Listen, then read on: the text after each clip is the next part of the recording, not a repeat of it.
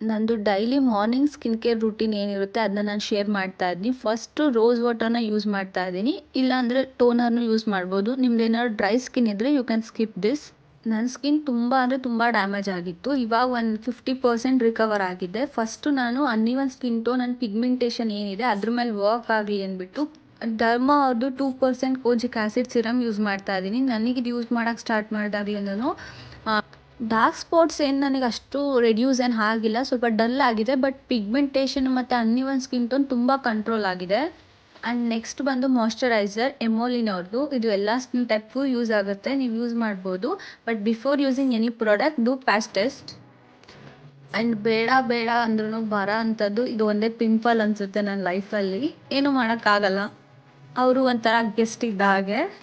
So ಯಾವುದೇ ಒಂದು product apply ಮಾಡಿದ್ದೀರಾ ಅಂದರೆ ನೆಕ್ಸ್ಟ್ ಪ್ರಾಡಕ್ಟ್ ಯೂಸ್ ಮಾಡೋಕ್ಕಿಂತ ಮುಂಚೆ 1 or 2 ಮಿನಿಟ್ಸ್ ಗ್ಯಾಪ್ ಕೊಟ್ಟು ನೆಕ್ಸ್ಟು ಇನ್ನೊಂದು ಪ್ರಾಡಕ್ಟ್ನ ಅಪ್ಲೈ ಮಾಡಿ.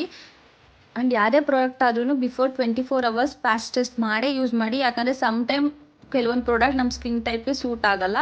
ನೆಕ್ಸ್ಟ್ ಬಂದು ನಾನು ಲಿಪ್ ಬಾಮ್ ಹಾಕ್ತಾ ಇದ್ದೀನಿ. And last but not the least sunscreen lotion. ನೀವು ಮನೆ ಒಳಗಿರಿ, ಹೊರಗಡೆ ಹೋಗ್ತಾ ಇರಿ, sunscreen is like a must. ಸ್ಕಿನ್ನ ಡ್ಯಾಮೇಜ್ ಆಗದೇ ಇರೋ ಥರ ಪ್ರೊಟೆಕ್ಟ್ ಮಾಡೋಂಥ ಒಂದು ಮೇಜರ್ ಪ್ರಾಡಕ್ಟ್ ಅಂದರೆ ಸನ್ಸ್ಕ್ರೀನ್ ಲೋಷನ್. ನೀವೆಷ್ಟು ಸನ್ಸ್ಕ್ರೀನ್ ಲೋಷನ್ನ ಡೈಲಿ ಬೇಸಸಲ್ಲಿ ಯೂಸ್ ಮಾಡ್ತೀರಾ ನಿಮ್ಮ ಸ್ಕಿನ್ ಅಷ್ಟೇ ಚೆನ್ನಾಗಿರುತ್ತೆ ಅಂತ ಹೇಳ್ಬೋದು. Thank you for watching.